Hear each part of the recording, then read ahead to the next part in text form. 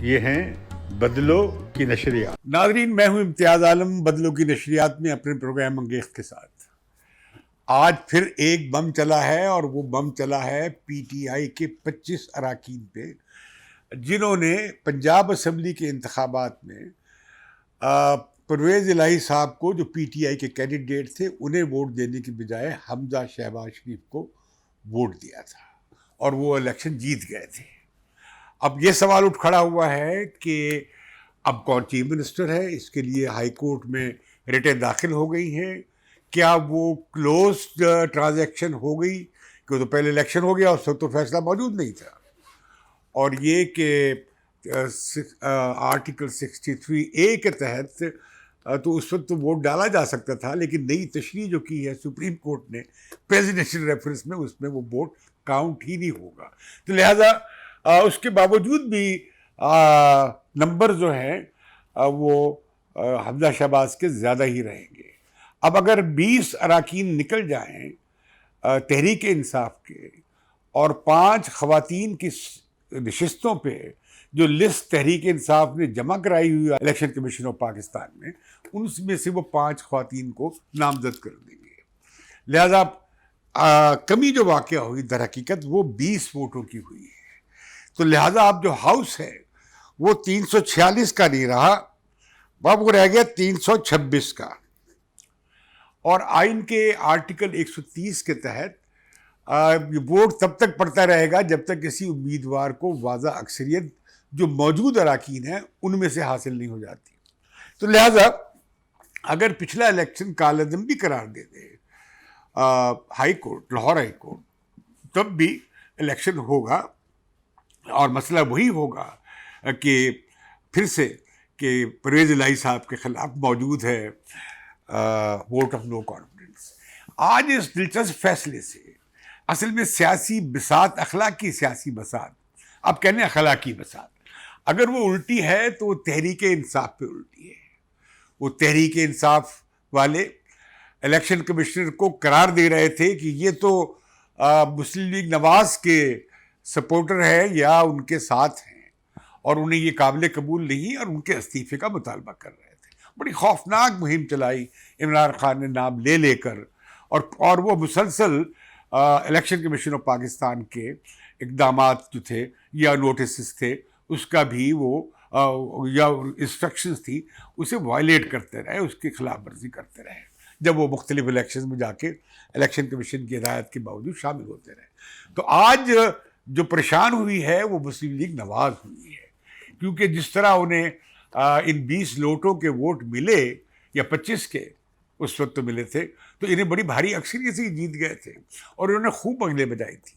لیکن یہ جو لوٹوں کے کی مدد سے جو یہاں پہ حمزہ شہباز جیتے تھے، تو اس میں کمی جو حصہ انہوں نے بھی حاصل کیا پی ٹی آئی نے اور پرویز الہی صاحب نے.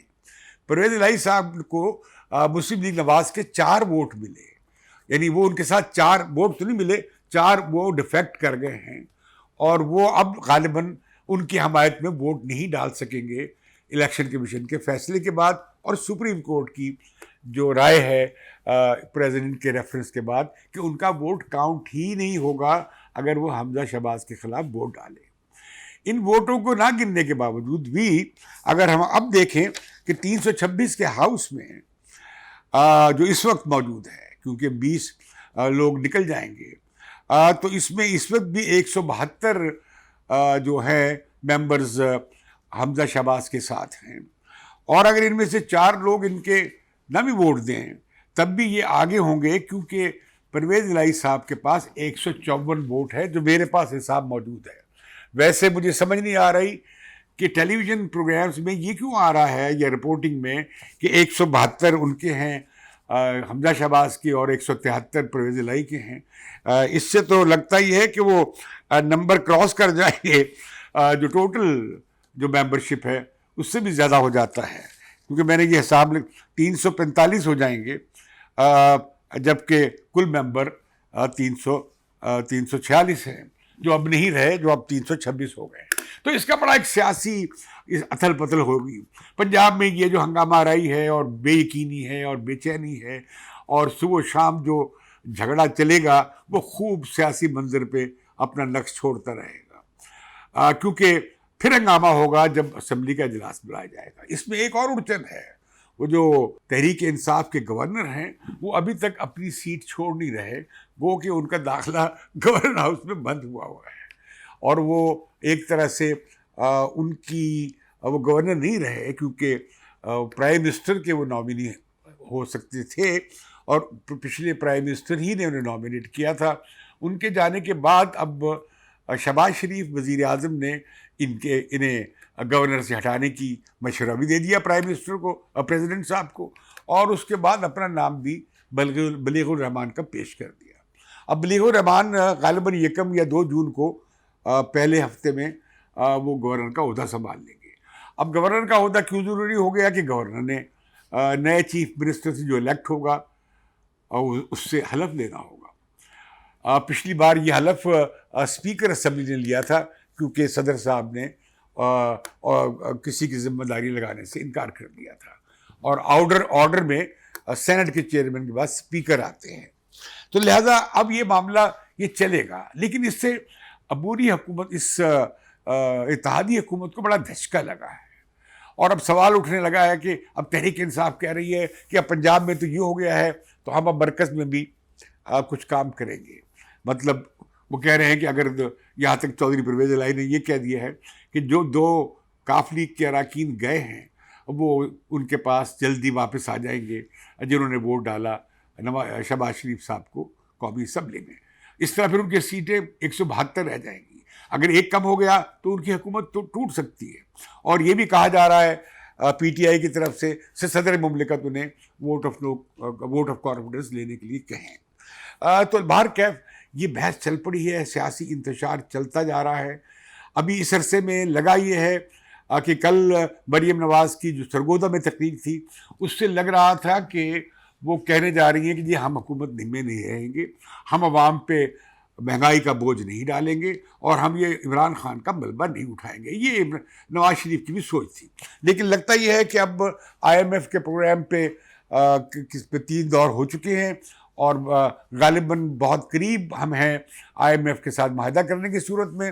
اسی وجہ سے سعودی عرب سے بھی پیغام آ گیا ہے کہ انہوں نے اپنی جو پیسے رکھوائے ہوئے ہیں اسٹیٹ بینک میں، ہمیں قرض حسنہ دیا ہے، یہ کیا دیا ہے، لیکن اس پہ سود ہے، تو قرض حسنہ تو نہیں ہو سکتا، تو وہ بھی انہوں نے پیغام دے دیا ہے کہ ہم اسے پوسٹ پون کر رہے ہیں، ملتوی کر رہے ہیں اس کی پیمنٹ کو، مطلب یہ کہ اسٹیٹ بینک میں رہیں گے۔ تو یہ اچھے اشارے آ رہے ہیں۔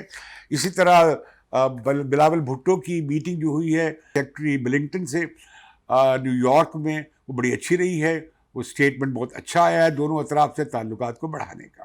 غالباً اس سے آئی ایم ایف کو اشارہ ملے گا۔ یہ تو ایک لیول کی بات ہے، لیکن آپ دیکھ رہے ہیں کس طرح یہ ریومر ملز چل رہی تھی، کہا جا رہا تھا کہ حکومت چند گھنٹوں میں چلی جائے گی، آج گئی کل گئی، یہ بڑا کچھ ہو رہا تھا۔ اب کوئی اتحادی چھوڑ گیا ہے، کوئی بندے غائب ہو گئے ہیں، تو اس طرح کی باتیں کی جا رہی ہیں، لیکن آئی ایس پی آر نے اس کی تردید کی۔ تو لہذا اب معاملہ مورچہ سجے گا پنجاب میں، اور چودھری پرویز الہی نے آج ایک دلچسپ بیان دیا ہے۔ انہوں نے کہا جو کپتان کہے گا الیکٹ ہونے کے بعد میں آدھے گھنٹے میں اسمبلی توڑ دوں گا۔ چودھری صاحب آپ بڑے زیرک سیاستدان ہیں، آپ سمجھیں آپ پیغام کیا دے رہے ہیں؟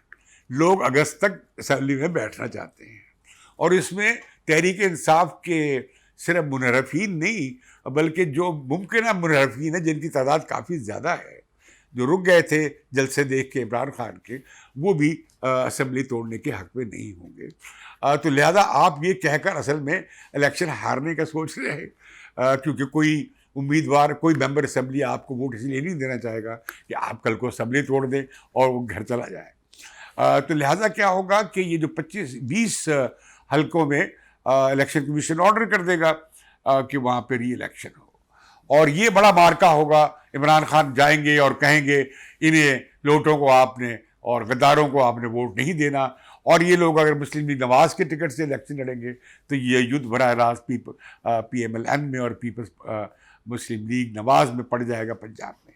دلچسپ مقابلہ ہوگا، اور اگر اس میں عمران خان جیت گئے تو بہت بڑی سبکی ہوگی نواز لیگ کی، اور اگر عمران خان ہار گئے تو ان کا سازش کا بیانیہ جو چورن بیچا ہے انہوں نے وہ دھرے کا دھرا رہ جائے گا.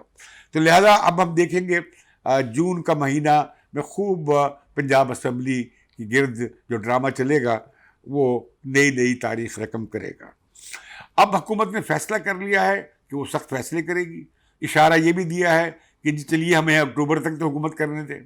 آپ کو کیا جلدی پڑی ہے اتنی جلدی ٹیکنوکریٹس کی گورنمنٹ لانے کی؟ اور میں کہہ چکا ہوں گزشتہ پروگرام میں کہ ٹیکنوکریٹس کی گورنمنٹ میں پاکستان نے کبھی کچھ نہیں کیا.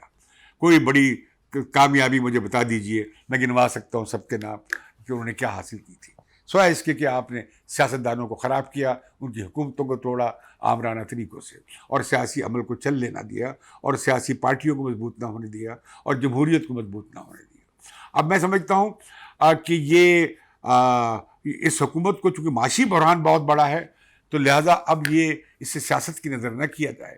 یہ سخت فیصلے کریں، یہ اپنا بجٹ پیش کریں، لیکن عوام پہ برڈن نہ ڈالیں. انہیں چاہیے کہ سبسڈی جو ہے وہ پور اسپیسیفک یعنی غریب لوگوں تک اسپیسیفک کر دیں. اب ہیلتھ کارڈ کے بارے میں ٹھیک کہا ہے کہ اسے جاری رکھا جائے، لیکن وہ صرف غریبوں تک اور لوور مڈل کلاس تک اسے محدود کیا جائے. ایسی ہمارے پاس ڈیٹا موجود ہے، وہ کارڈ بن سکتے ہیں. ارب پتیوں کو صحت کارڈ دینے کا اور کروڑ پتیوں کو صحت کارڈ دینے کا کوئی مطلب نہیں تھا. یہ خزانے کا ضیاع تھا. اور اس ملک میں عجیب بات ہے، جیسے پیٹرول کی بات ہے کہ پیٹرول کی سبسڈی کیوں دی جائے بڑی گاڑیوں والوں کو، لگژری کارز کے لیے، اور اسی طریقے سے بجلی کے معاملے میں انہیں کیوں سبسڈیز دی جائے. اور پاکستان میں کچھ 4.5 کھرب روپے کی مستثنیات ہیں جو امیروں کو حاصل ہیں، وہ ختم کرنی چاہیے. اگر آج میں نے شہباز شریف صاحب کی تقریر سن رہا تھا، وہ بڑے زوردار طریقے سے اس کا بیان کیا کر رہے تھے کہ غریبوں کی حالت یہ ہے اور امیر یہ لگژریز انجوائے کرتے ہیں. تو اگر کرنا ہی ہے اسی طریقے سے یہ ہے کہ آپ نے اچھا کام کیا کہ آپ نے یہ ان پر پابندی لگا دی ہے امپورٹس پہ. اس کا فائدہ ہوگا، ہمارے فارن ایکسچینج پہ اس کا پریشر کم ہوگا. حکومت کو بڑے یہ ایسی بات کی ہے فواد چودھری نے، اس سے کیا فرق، اس سے بڑا فرق پڑتا ہے، تقریباً 4-5 بلین ڈالر کا فرق پڑے گا امپورٹس پہ. ہمارا کرنٹ اکاؤنٹ ڈیفیسٹ کم ہوگا، ہمارا بیلنس آف پیمنٹ یعنی تبادلہ ادائیگی بہتر ہوگا، اور ہم ڈیفالٹ سے بچ سکیں گے. تو ناظرین، اس کے ساتھ ہی مجھے اجازت دیجیے. یہ سلسلہ آج کل بہت مزے کا ہے، چلتا رہے گا. اور وہ لوگ جو حکومت کو بھیجنے کی افواہیں اڑا رہے تھے، وہ کچھ تو شرمندگی محسوس کریں. اس حکومت کو چلنے دیں تاکہ یہ کچھ انتخابی اصلاحات کر دے، کچھ دیگر اصلاحات کر دے، اور کچھ معیشت کو سنبھال لے. اگر یہ لوگ رسک لے رہے ہیں قوم کی خاطر تو اس کی اپریسیشن کرنی چاہیے. مجھے اجازت دیجیے بدلوں کی نشریات سے، اور سبسکرائب کرنا مت بھولیے. آپ کا شکریہ.